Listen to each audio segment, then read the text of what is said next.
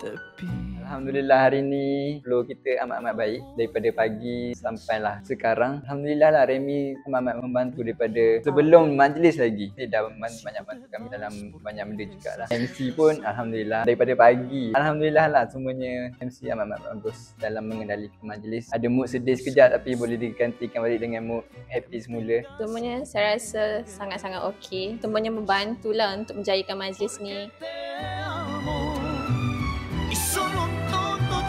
Así como yo, me da vergüenza que sepan que aún te sigo amando,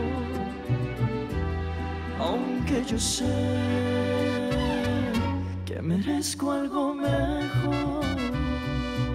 Suasana semua pun okey, riang semua, tak ada lah macam suram. Bagi kami sangat cantik sebabnya biasa tepi pantai kan, ramai orang, memang impian orang jugalah sebenarnya selain daripada garden punya ni. Tepi pantai memang orang memang cari-cari, so decoration dia pun semua cantik. Lepas tu Suasana lah. Suasana pun view semua tu ni yang penting. Ya.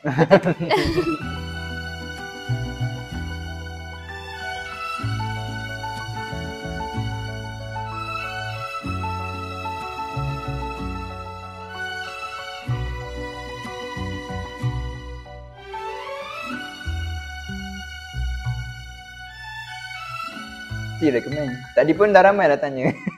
Sebabnya dalam package tu banyaklah fotografer semua tu dah disediakan, so senang sebab masa sebelah saya tu fotografer kena cari sendiri, so macam susah jugalah untuk nak ni. So saya akan recommend lah dengan suasana kat sini, dengan view dia cantik semua tu. Datang buat diri je. Buat diri.